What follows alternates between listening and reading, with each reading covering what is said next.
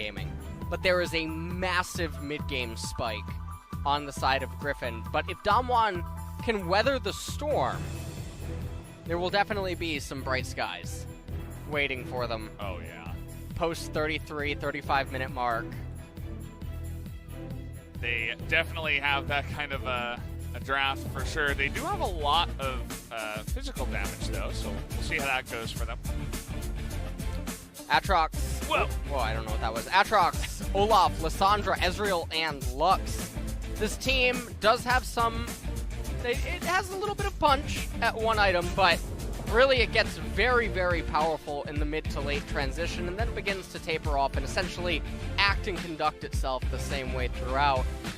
But on the flip side, for Damwon Gaming, they have Sivir, Tahm Kench, Camille, Sejuani, and Fiora. So they have split push gears available. They have wave clear. They do have siege even inside of the Sivir. And so there's a lot of gears available, and several of these champions just don't slow down. Got to feel good as the game does go along there for the side of Damwon. So putting their eggs in that basket. We'll see if Griffin, though, can speed it up as we jump into Game 2.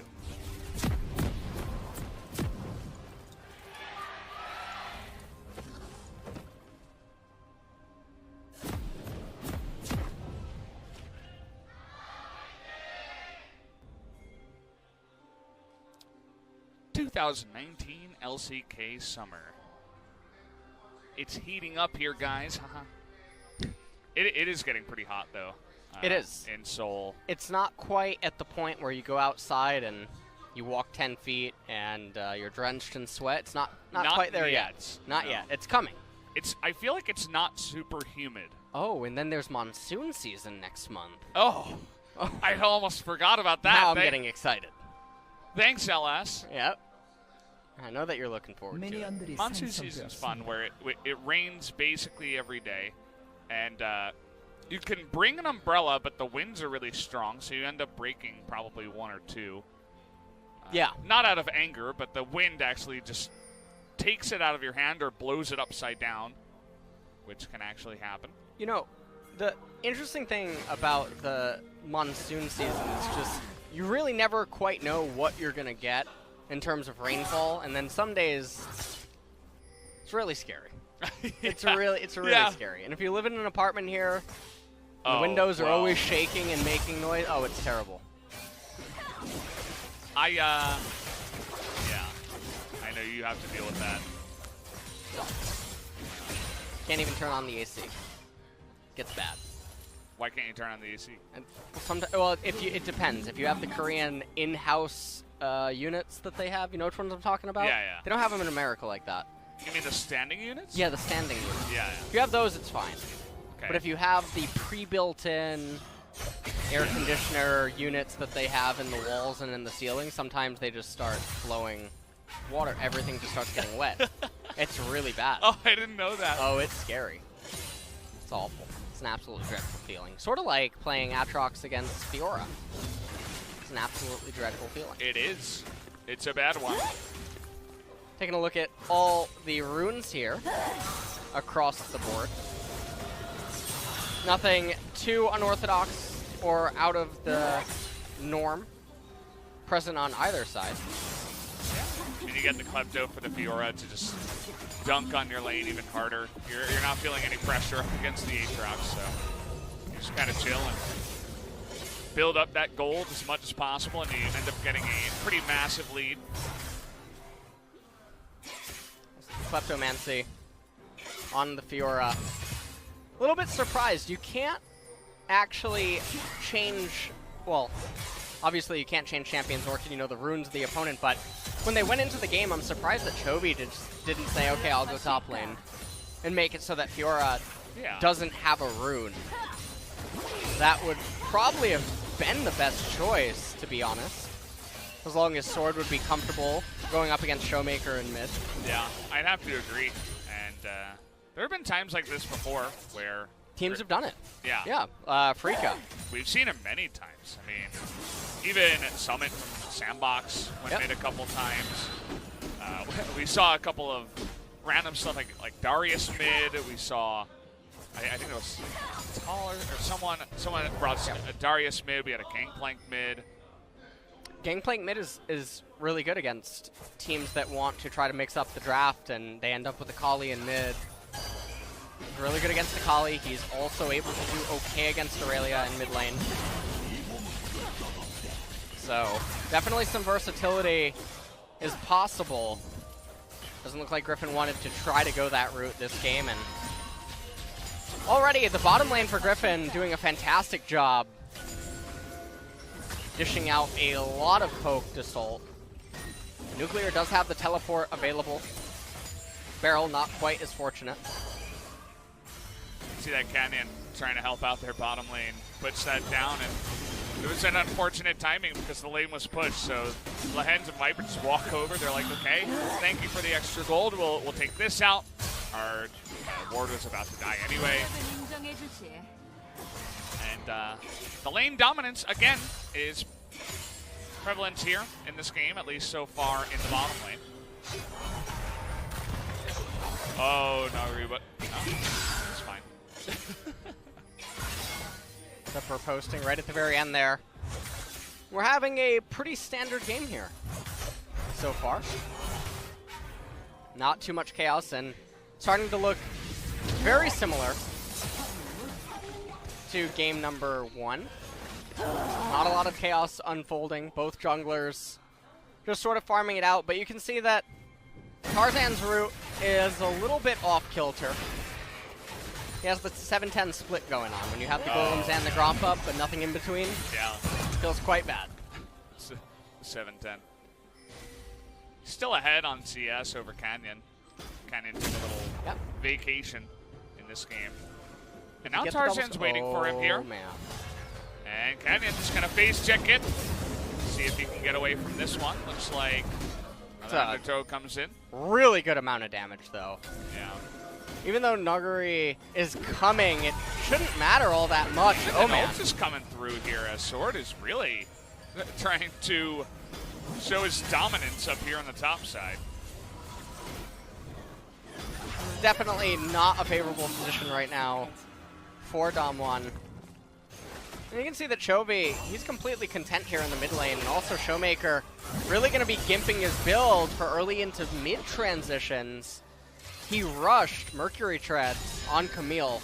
He's not going to do any damage. Yeah, he's basically just going to survive and farm, but you're still going to get behind onto that Lissandra. Take a look at the bottom lane. You can tell that, of course, Sivert just trying to scale, but Viper and Lehens are like, no, we want to get in there and do the damage.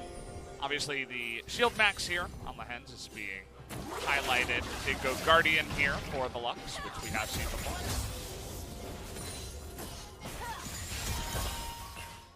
Nuclear and Barrel just trying their best to hang on. There is down teleport right now. We'll have to sustain inside of the lane, and now Canyon is in close proximity to bottom. But everything's just sort of, it's going back and forth. We're playing ping pong. Yeah. Ping pong's actually really popular in Korea lately. Lately? Yeah. No, there's a lot of ads. Oh, really? For it, yeah. I don't know why. It's gaining a lot of popularity. Turning there. As level 6 is hit here for Canyon, but oh wow, that clipped him. Stop Tarzan as he's still going. And now the ultimate comes out of Ezreal. Canyon nearly gets hit by another axe. As even up a level, he's not able to get enough help from his teammates and can't do much but run away. Being forced out of the jungle, but as you said, he is already up a level, so now Tarzan's going to return to jungling. But I like what he's doing. He's recognizing that his laners are all winning at this point, and so all that he's trying to do is latch on to the opponent. Chovy just missed out on the Demolish proc, yeah. He got the plate. Yeah, he did get the plate. I believe he missed out on the Demolish. But nonetheless, Tarzan recognizes that his lanes are all winning, finds the opposing jungler, latches onto him, and basically says, you're not going to help anyone this game. He just has to sit back and watch. And that has been a thing that we've seen from Tarzan before in the past, where we always remarked, especially when he was first showing up after coming in the LCK, we always remarked on his just sense in the jungle, the ability to find the other jungler, and his pathing was always score-esque. We always talked about him as a very intelligent jungler. He was being called the teacher by Punch, who came out here in Game 1 and then got benched. Yeah, he's just a very smart jungler, and it's definitely something good he can do on the Olaf versus Sejuani matchup. So far up in the top lane, Nuguri, ever since that level 6 fiasco that forced him out of lane and made him recall, he hasn't been able to accrue a sizable advantage, but that's alright. Fiora does come online later against the Aatrox and does start taking over. So at this point, though, Chovy now even getting in on the action. Yeah, might as well. I mean, Showmaker is going to pick up his teammate now, but it was all just about the never-ending Lissandra push that is so annoying to deal with. Showmaker never had an idea in his mind that he was going to be fighting with Lissandra or anything like that, so kind of just had to get pushed in over and over. Speaking of which, Len's taking a bit of damage down here on the bottom side. It's not looking all that bad for the side of Nuclear and Barrel now. Canyon gonna try to make this work, potentially. Require Nuguri to take a portrait. Hey, here we go. It is going to land. And do they have the CC flashing forward? But it's not going to go down. A sword is going to stay alive. And there it is. First blood will go to Tarzan. Make that a double kill, the 2-for-1, as they win the big fight in the top lane. And that's a massive swing up there in top that they couldn't really afford to have happen right now. Nuguri still doesn't have his teleport available, which means he will lose out on quite a bit of CS, as we can see that Aatrox gonna crash that next wave. He won't be able to get a plate, I don't believe. But meanwhile, in mid lane, Chovy, he's got 2.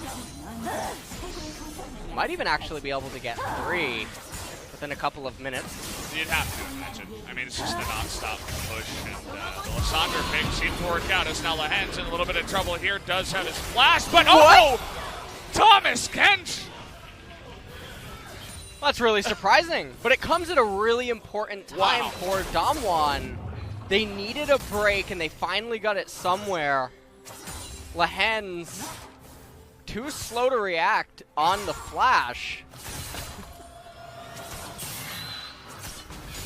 Didn't expect that amount of tongue power from the man himself, but I think he maybe even imagined that Viper would cover a little bit more area for him. Yeah.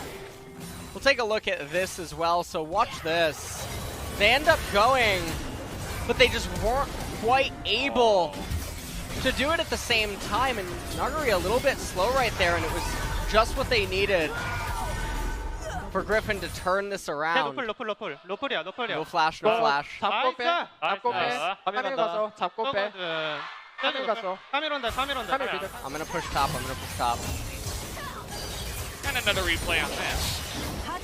Oh, let's take another look at this. And right here, watch Viper. He can easily, instead of issuing the auto attack, keep moving south and have blocked the tongue lash, but didn't want to do it. Seems like even he wasn't expecting that amount of damage to come out, but Lux is, especially without Aftershock, she is very squishy. It shouldn't be a surprise to anybody, but you gotta be careful. You gotta recognize that is the case. Now we're back to the middle lane, where Lissandra will keep shoving endlessly. Lissalian. What? That's her nickname. Alright. Yeah. Okay, here we go again. Tarzan. They know about him, though. Yeah. Nice. Every time Canyon tries to go somewhere, Tarzan's just like, nope. And now it's going to force the TP coming out here from Camille. Sword, I'm not sure about that one, but he is just going to hop over the wall. And he's totally fine. Couldn't quite locate the Arcane to lock up the Aatrox. And Chovy He's already at 3 plates. There's only 13 seconds remaining, though. No minion wave in close proximity, so he'll have to settle for 3 this game. Yeah, you know, that's okay. That's all right. Already has the Ludens completed. And look at Chovy. He's about 11.5 or 11 and a half. Showmaker still level 10. So not quite sure how far behind he is in the middle lane. Meanwhile, up in top lane, same story again. Fiora, level 10. Sword is into 11. So the experience gap is very, very big, and I feel like it's a stat that a lot of people really underestimate. You're getting all the base scaling components, the extra skill points and whatnot, amplifying damage, and sometimes levels alone can even be more valuable than certain recipe items. That's absolutely a big deal.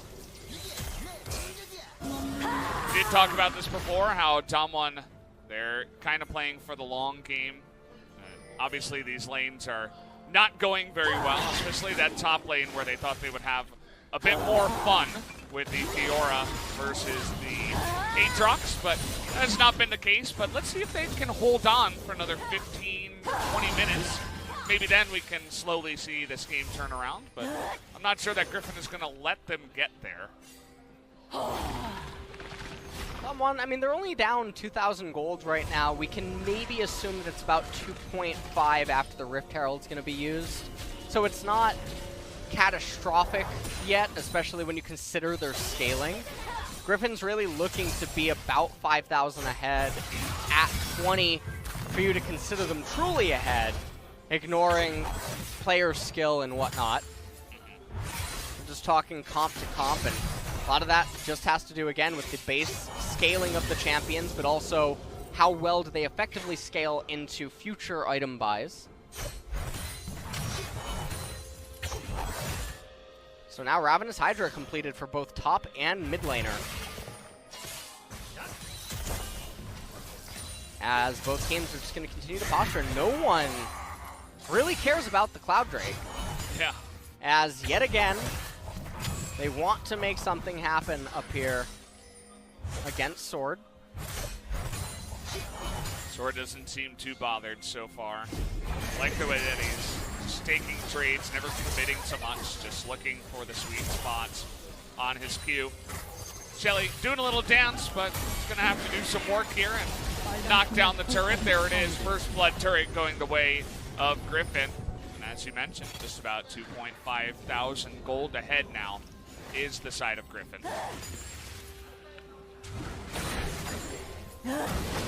Finally, Tarzan gonna be pathing towards the Clown Drake. Gonna pick that up for his team. Yeah. I feel like it's not that bad. It's pretty good on Aatrox and Olaf at least. Get them in range for them to do their stuff as okay. Trying to lock down Sword again. You can see he's not buying it. And so when you're wondering, if you're watching this, how do pro players know that something is amiss? Well, yeah.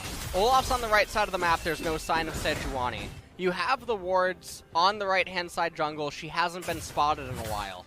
Suddenly, a Fiora is getting really frisky in front of your turret, playing a little bit reckless. And you have to wonder, okay, well, this isn't natural. This hasn't been how she's been playing out the laning phase thus far. And so because the behavior is abnormal, you can put 2 and 2 together and probably deduce that the jungler's there. But at the pro level, you can also sometimes do this to feign your jungler. Yeah. To make the opponent think that your jungler is top lane, suddenly they show up bot. And these are little maneuvers that can definitely come into play at the pro level. You see it occasionally every now and then, but most of the time it's just a good read, as the jungler's most of the time there. And sometimes it can lead to you getting the better end of certain trades because people play them out differently, thinking that maybe your jungler's nearby. Maybe they won't use an ability that is designed for their escape in the event that your jungler suddenly appeared and they weren't actually there, so you went out on the trade. Nonetheless, Infernal Drake will come up next. That's a high priority dragon for both of these teams. So If game number 1 was an indication of anything, we could maybe expect to see some sparks fly at that Drake, and perhaps even the game end. Yeah.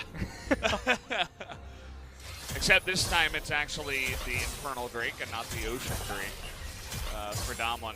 So maybe they're not going to like this one as much. Maybe they'll say, you know, we like Ocean Drakes, not so much Infernals. But let us wait and see, as we still got about 2.5 minutes until that does get going.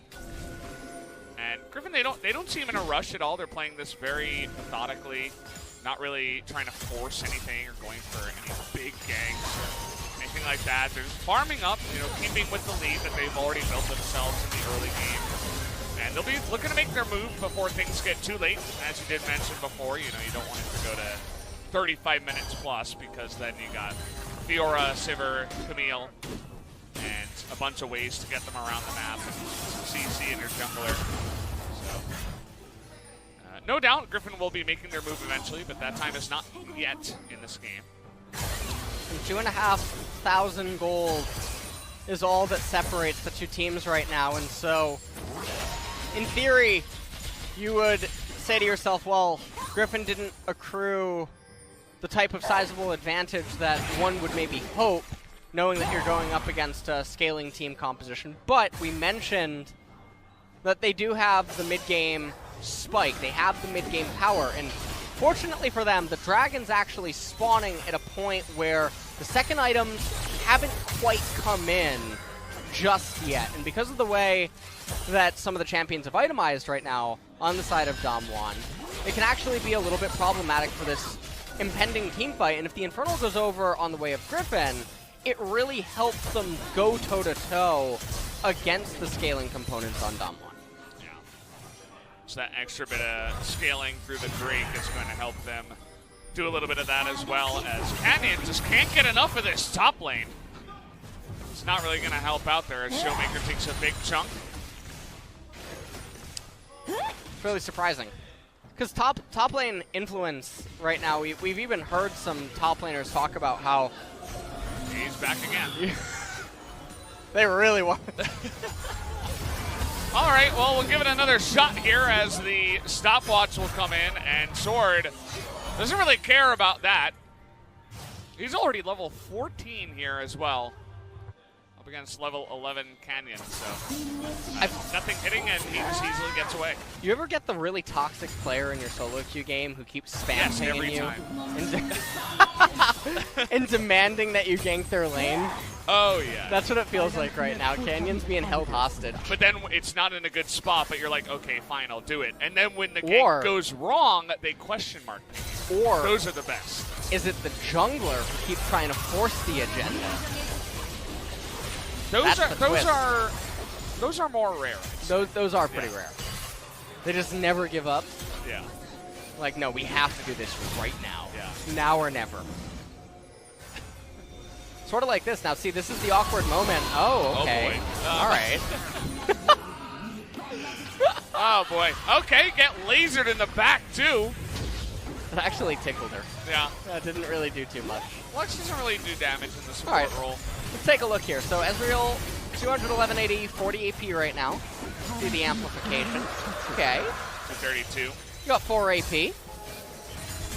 You got 21. What? 4 AP. Yeah.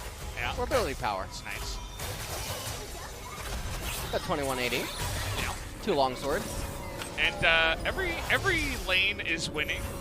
Not every position. The support actually goes over to Beryl. He's winning with his 54 CS. He's sharing a lot of that.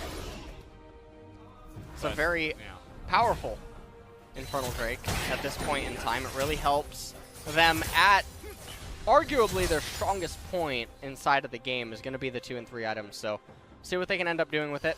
Aatrox probably almost has his Death Dance completed. And they're even going to give the blue over to Viper. He has the Luden's Echo. He has the Iceborne Gauntlet. Nuguri trying to get away from this one. Will be ulted, but a nice riposte is going to shove it right back. And the TP is coming in. Really nice timing there on the Zhonya's. But Chovy is going to try to hop away, but he goes straight into the mouth of the Sivir. Will shut her down. They committed a lot there to try to get Nuguri, but wasn't quite enough. I mean, he played it really well with the riposte. It did look like Griffin was staggering a bit, trying to get him and eventually bring him down. And that's a nice little tempo swing that will go the way of Damwon. Really got to hand it to Nuguri. His mechanics on point. That's part of the reason why he was brought in to play that Fiora and make it happen. So we're going to get another look here at how this play happened. The undertows are all hitting. Chobi comes over the wall, but he's really slow on the pull.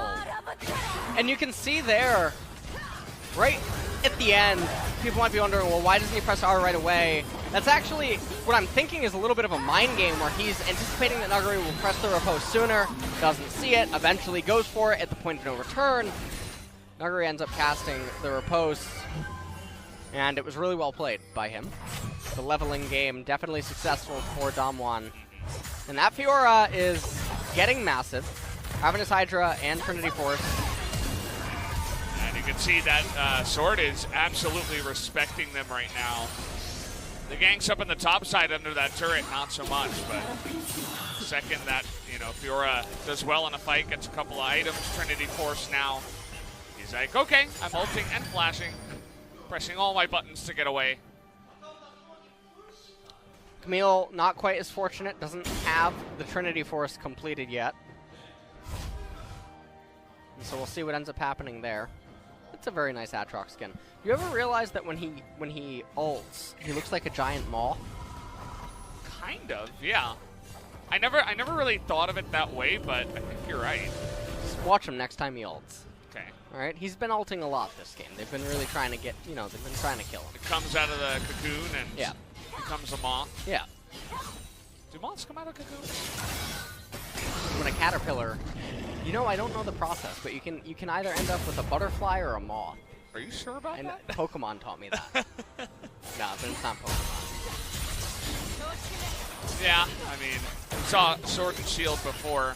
We did. In our match points, but it's not out yet, LS. You'll have to wait. Which one are you gonna buy? Neither. What? Isn't it for like DS or something? No, it's for Nintendo Switch. Oh yeah, I don't have that yet. Yet being the key word. Yeah, you know, maybe plenty of time. Maybe like 3 or 4 years from now. What? We'll see. We'll see how that goes. All right, wait for it. He's gonna ult any day now. Just watch his wings. I'm waiting for that one. This is truly turning into a very Griffin-esque game where now they're gonna start losing slowly over the course of the next couple of minutes if a team fight doesn't end up unfolding. But they will Jedi mind trick the opposing team into taking a disadvantageous team fight, resulting in Griffin's inevitable win, the capture of the Baron buff, and then the fall of the opposing Nexus. That sounds like Griffin to me. That's the sequence of events that are... Just buckle up. Okay. Somehow... You didn't have to spoil it before we got there. But after Tarzan consistently being behind in levels, he's now found himself. All right, here we go, the moth. Okay. See? Nice hook shot. It's not going to matter as he finds 4 members, count them 4, from Griffin as Beryl as well. He's going to donate himself the Jedi mind to trick. science. This is it. Now the Baron. And it is actually going to start. That's why you're not supposed to read the script on cast, LS. You're supposed to keep it to yourself. All right. Now, we got Fiora split pushing. That's just about all she can do at this point in time. But the Baron is absolutely going to go the way of Griffin here. Top one not even sending a jungler over. They'll just be happy with the Cloud Drake. And the next one will be a Ocean. Nobody really going to care about that one. The Baron from the Jedi Mind Trick outplay. Let's take a look at this. And we're going to take another look here. Ask yourself why all of Damwon was here doing what they were doing. And you can't come up with an answer. How did they convince Beryl to ult in like that? I know. Beryl's the one where you're like actually thinking about it. You're like, I don't know. Maybe Ellis is onto something. Qui-Gon Jinn waves his hand. You will ult in the top push. Oh, man. All right, well, now with the Baron and the Ezreal and the Lux, that's quite a lot of poke and siege. The Damwon team comp, it does have wave clear, but Sivir's not totally there yet. She will be able to hold on for quite a while. It is definitely one of the best ADCs that you could hope to have against the Baron Siege. Yeah. Here comes the Moth. You didn't comment on his wings. I did. No, you didn't. I said, here's the Moth. No, you didn't. No, you said, here's the Moth, but you said something was really good. I thought you were talking about his wings. Yeah. That is true. Whoever designed this skin did an excellent job. Give them a raise. Yeah. It's very expensive, though. This skin. That's true. It's fine, though. I mean, they made a lot of money, so they give the person a raise, right? It's about letting the opponents know. That's what it's all about. Oh boy, Lahan's in a lot of trouble, but he is going to survive somehow, some way. Viper, too, with a great stopwatch here, going to get over the wall. But maybe this is the fight, but Toby trying to turn it around by himself, flashes in, and is nearly able to get a bunch of members, but now they're going to find Showmaker here. The stopwatch at the last moment, but the good timing there to take him down. That will be just the one kill after a very tumultuous fight. Yeah, it was a very close fight that could have gone either which way. If one Lissandra passive just went off inside of that fight, everything just gets really chaotic. But if they can lock up Viper, then things would have gone very, very poorly. Baron, only a minute and 15 seconds remaining. Let's take a look at how this all ends up transpiring. Lahan walks straight into a Sejuani ult, but Hungary was tied up temporarily. Yeah, the binding. Flashes over onto Viper, but not able to execute him, and just barely Chobi misses lethal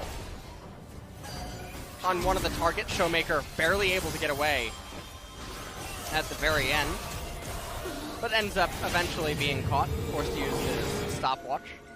Yeah. I was following Nuguri in that fight, actually. He got the second part of the binding, then flashes over, and then he does a little bit of damage, and then he kind of just walks away awkwardly. Yeah. So the Fiora in team fights at times can be underwhelming. Just a bit of an awkward fight there in the jungle. Not your straight on 5v5. Sterix now completed for Fiora. Looks like Guardian Angel will be the fourth item of choice. And Baron is about to dissipate, so they weren't able to end it with one. They do have a 4,000 gold lead, but honestly, that's not super big, all things considered. Okay, well that poke is quite big. And take a look over here, as that's a Fiora left out on an island. I'm not sure why he was so far up the lane that he was going to get caught out that way, as actually we have two split pushers in this game. One of them being Showmaker, but the rest of his base is going down. I guess he decided that he's not able to do much to help, but that does mean that Griffin, without the Baron here, are just going to push on and probably take two inhibitors. Maybe even push for more here and force the Camille to come back, or otherwise go for the game as Toby's diving in now. Big thick skin here as Sword not quite able to get that damage. Oh, if they can hold on. They can stop the backs here. This could get interesting. As the Nuguri has inhibitor does teleport. go down. Nuguri has teleport, so does Nuclear. Oh, this is going to get interesting, actually. Here we go. TP out of the Ezreal. Not quite able to stop that one. And Desperation one from Sword as well. That was getting a little bit scary there towards the end. Yeah. If any of the members on Griffin died, things really could have turned around almost entirely. That's kind of the worst way to lose. Or they're trying to find Camille. Yeah. Not going to find her, though. And Ocean Drake is on the map now.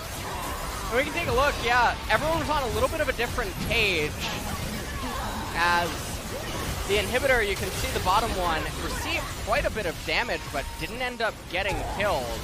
So there's only super minions coming in from the middle lane, but now with the top inhibitor down, there is an open window for the 3 teleports on the side of Damwon. If they even get the slightest of advantages, provided that these super minions are in close proximity to Griffin's base. Just like that, we have a win condition here for Damwon, especially as the game is getting later on. You have a couple of those big scaling champions all teleporting in at the same time. How are you going to handle that? I mean, Toby at this point is the only one that has his TP available. Viper and Sword used it to get back in that last play. And you can see right now Chovy is on Fiora duty, as he's the only one that can realistically sort of hold her off at the last turret. He has to cosplay as Gandalf right there in the bottom lane. And we're actually get to see one of the reasons that the top inhibitor is the weakest inhibitor, and it's due to the proximity towards Baron. It's so easy for teams to posture around it, always push back the minion waves there. And it's not really the most valuable. Obviously, bottom inhibitor is the best. Top inhibitor only becomes valuable post 40 minutes when Elder Dragon starts becoming entertained, as the map sort of flips on its head. Yeah.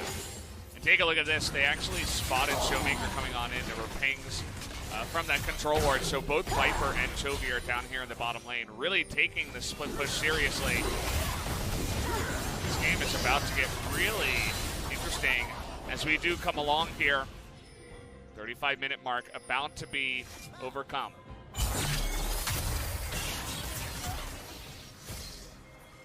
Two-shot barrage, it's going.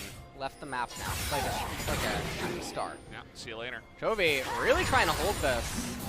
And now Tarzan and friends coming in. Lahens, everyone's collapsing. And immediately things to go to the Baron are coming in as they got a Sivir inside that belly. We're just going to 3-man it here, and Griffin, we're baited into it, but then someone saying, looks like we can't do it fast enough. Yeah, they can't do this fast enough. This would actually be a really interesting play if they had Mountain Drakes. Oh, yeah. This is definitely the type of fork that they could do to Griffin. But right now, their team composition is diminished to smoke and mirrors. You don't want to kill the Ocean Drake. That'll cause the Elder Dragon to spawn. But hey, the Moth is flying again as Nuggery here. Getting 2v1, nice timing there on the ultimate. Down she goes, and no longer will the Fiora be living, but yeah, they're gonna go for this Ocean Drake here. Oh man, 50 seconds on Nuggery. This means that the Baron will go the way of Griffin, and with the bottom wave having been shoved out as well, it's gonna be really hard to try to do anything. Damwon are gonna have to really find the needle in the haystack here if they're going to want to stay alive inside of this game. And this is what ends up happening when smoke and mirror attempts end up falling apart. And for people that are wondering, well, why don't they just team fight yet? They're not at a point where they can, and the open inhibitors make it problematic. Hold the phone. Canyon is going to be spotted here. They're not going to go for this one just yet until they push Canyon away. Speaking of which, they nearly kill him on the backside. So they get the Baron. The TP's coming in here. Camille desperately trying to kill that turret. It's actually closer than I thought it would be. Nearly goes down here at the last second, but Chovy is able to put on the defense. And now what they'll end up doing is they'll escort the bottom wave, which is the turret that just got hurt the most, to ensure that that'll be where the next super minions spawn from, so that they can try to put an end to Damwon Gaming's attempt at doing anything there. Aatrox holding down the fort up in top lane. Inhibitor has respawned now in top. You can see there's no more super minions coming, so that's a cannon that is up in top. Elder 3 minutes away, which means that this Baron will last into it. Almost, allowing them to control all of the vision around Damwon Gaming's blue side jungle. Guardian Angel completed for Showmaker. He has the Executioner's Calling as well as a Null Magic Mantle. I'll have to see what his last item of choice will actually end up being. Sword forced to flash away. A bit in trouble, but maybe able to bait Nuggery in here. There's a nice amount of damage on the last side, but does end up having to blow his ult and his flash on that one. Viper trying to go 1v5 on the poking war, and Griffin now finally going for this bottom inhibitor that they wish they had taken earlier on in the game, but instead will take it now. And with that gigantic wave in the bottom lane, they're looking to push on in here. Viper with the bait, with that stopwatch, but Lahens taking a huge amount of damage. Showmaker trying to get into the back line. He's going to get exhausted, not quite able to take on Lahens, who's able to kill him in the end there. Chovy as well on the front line. Takes out the Sejuani, and that should do it as Griffin here, 5v3 now with the Baron, are going to push to end. And the Lissandra passive did quite a bit of work also, acting as a zoning tool, and you're right, Valdez, that's all that she wrote. Yeah, not much else they can do here, as once again the story will continue. Griffin will be 13-0 up against Damwon and 2-0 tonight. And very slow starts in both of the games, but explosive mid-game and mid to late transitions. That was the